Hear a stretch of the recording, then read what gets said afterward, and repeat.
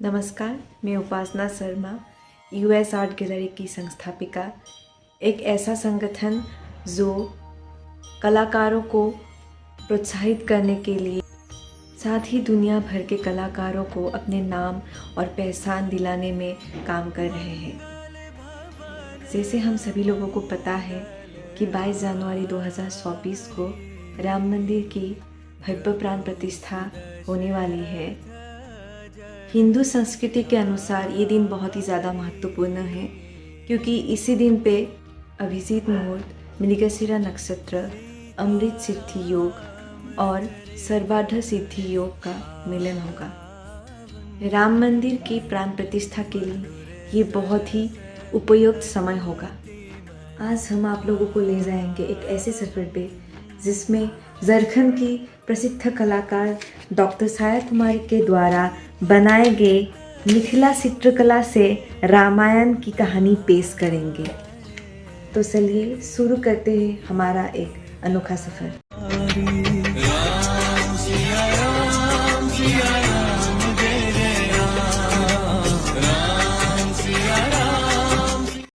ये कहानी का आरंभ अयोध्या के राजा दशरथ से होती है, जिनके पास अपने वंश को आगे बढ़ाने के लिए कोई नहीं था। उन्होंने एक यज्ञ करने का निर्णय लिया ताकि उन्हें एक पुत्र प्राप्त हो सके। इसके परिणाम स्वरूप उन्हें 4 पुत्र मिले। राजा दशरथ के 4 पुत्र राम, भरत, लक्ष्मण और शत्रुघ्न को ऋषि वशिष्ठ के आश्रम में शिक्षा लेने के लिए भेज दिया गया था। उनके मार्गदर्शन में राम एक कुशल योद्धा और एक ज्ञानी व्यक्ति बने। भगवान राम उनके भाई लक्ष्मण और ऋषि वशिष्ठ के साथ सीता के स्वयंवर में मिथिला आए थे। भगवान राम ने शिव धनुष को तोड़ दिया। इसके बाद राम और माता सीता का विवाह मिथिला की राजधानी जनकपुर धाम में संपन्न हुआ। इस कारण आजकल इस दिन को विवाह पंचमी के नाम से मनाया जाता है। राजा दशरथ ने राजसभा की सहमति के साथ राम को अपने उत्तराधिकारी के रूप में चुना।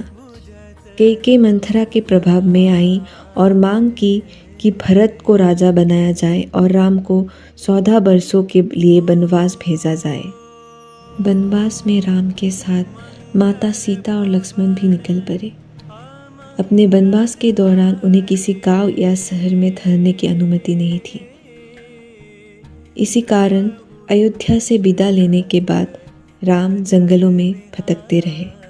अपने प्रिय पुत्र राम को वनवास में भेज के राजा दशरथ पुत्र शोक में तड़पते रहे और इसी कारणवश उनका देहांत हो गया। जब भरत को ये बात ज्ञात हुई तो उन्होंने वन जाकर राम से राजभार स्वीकार करने का अनुरोध किया। वन में राक्षसी शूर्पणखा ने सीता पर हमला किया, क्योंकि राम ने शूर्पणखा के विवाह प्रस्ताव को नकारा। लक्ष्मण ने तत्काल अपनी तलवार निकाली और शूर्पणखा की नाक काट लिए। शूर्पणखा जो लंका के राजा रावण की बहन थे, उन्होंने जब अपने भ्राता को ये बात बताई तो रावण ने प्रतिशोध लेने के लिए अपने मामा मारीच को एक सुंदर सोने के हिरण का रूप धारण करके राम की कुटिया में प्रवेश करने के लिए बोला। मारीच ने एक सुंदर सोने के हिरण का रूप धारण किया और जब सीता ने उस हिरण को देखा तो वो बहुत आकर्षित हो गए और राम से उस हिरण को पाने के लिए अपनी इच्छा जताया। राम हिरण को पाने के लिए उनके पीछे वन में गए। थोड़ी दूर जाने के बाद राम को आभास हुआ कि वो कोई मायावी है, इसलिए उन्होंने अपने बाण से मारीच को गिरा दिया। मारीच अपने असली रूप में लौटते समय सीता और लक्ष्मण को राम की आवाज़ से पुकारा, इसलिए लक्ष्मण को राम की खोज में जाना पड़ा और लक्ष्मण ने लक्ष्मण रेखा खींचा और सीता से बोले कि लक्ष्मण रेखा पार मत कीजिए। राम और लक्ष्मण के जाने के बाद सीता जब अकेली थी तब रावण एक ऋषि के रूप में छुपकर सीता के पास आए और भोजन के लिए मांग की। सीता रावण को जब भोजन देने गए, रावण ने उनसे कहा कि वो उस रेखा से बाहर आकर भोजन दे, और जैसे ही सीता ने रेखा पार की, रावण अपने असली रूप में आए और सीता को हर लिया। सीता मदद के लिए पुकारने लगे, तब जटायु ने रावण का विरोध किया और उन पे आक्रमण किया, लेकिन रावण ने जटायु का पंख काट दिए और जटायु जमीन पे गिर गए। राम और लक्ष्मण जब माता सीता की खोज में निकल पड़ते हैं तो जटायु से जाके मिलते हैं। जटायु सारी घटना राम को बताते हैं। सारी घटना बताने के बाद जटायु अपनी आखिरी सांस त्याग करते हैं। राम उनका अंतिम संस्कार करते हैं और उन्हें मोक्ष प्रदान करते हैं। राम और लक्ष्मण सीता के खोज पे जब निकलते हैं तो उनकी भेंट सुग्रीव से होते हैं। सुग्रीव तब राम को बताते हैं कि उनका जुड़वा भाई बाली ने सुग्रीव को बहिष्कृत कर दिया और उनकी पत्नी को बंधक बना लिया। राम ने सुग्रीव की सहायता करते हुए बाली का वध की और सुग्रीव को किष्किंधा के राजा घोषित की। सुग्रीव ने भी राम को सीता की खोज करने में सहायता करने का वादा किया। राम को ज्ञात हुआ कि सीता का हरण लंका के राजा रावण ने की है और अभी सीता लंका में कैद है। राम को सहायता करने के लिए पूरा वानर सेना आगे आए। उनके साथ पवन पुत्र हनुमान भी थे।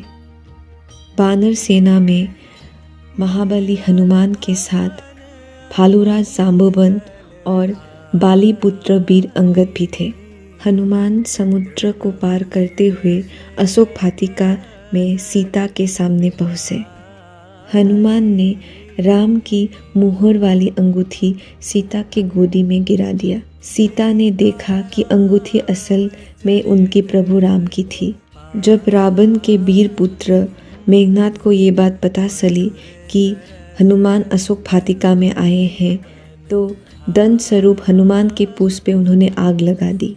पवन पुत्र हनुमान जो कि महाबली थे, उन्होंने अपनी पूंछ लंबी की और पूरा लंका जला दिया। हनुमान ने लंका से वापस आके अपनी प्रभु श्री राम को पूरी घटना बताया। राम वानर सेना के साथ ये निर्णय लेते हैं कि वो समुद्र में पथ बनाएगा और इसलिए वो समुद्र के देवता की पूजा करते हैं। भगवान राम अपनी पूरी वानर सेना के साथ मिलकर समुद्र में राम सेतु का निर्माण करते हैं। बहुत कठिनाइयों के बाद राम लंका पहुंचते हैं और राक्षस सेना के साथ युद्ध करते हैं। राम अपने वानर सेना के साथ ये युद्ध बहुत दिनों तक लड़ते हैं।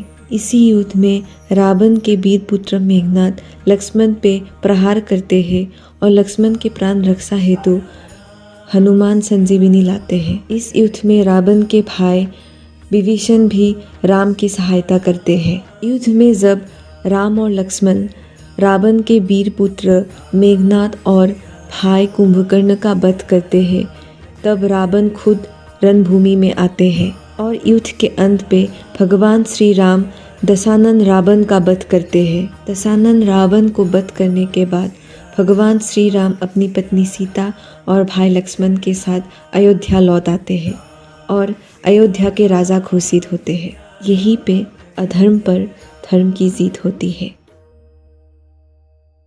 हमारी आज के अनोखी सफ़र का अंत यहाँ पे ही, पर जैसे कि कहते हैं हर अंत का एक आरंभ है, ऐसे ही वीडियोस के लिए सब्सक्राइब कीजिए हमारे चैनल और कमेंट पे लिखिए जय श्री राम। जय श्री राम।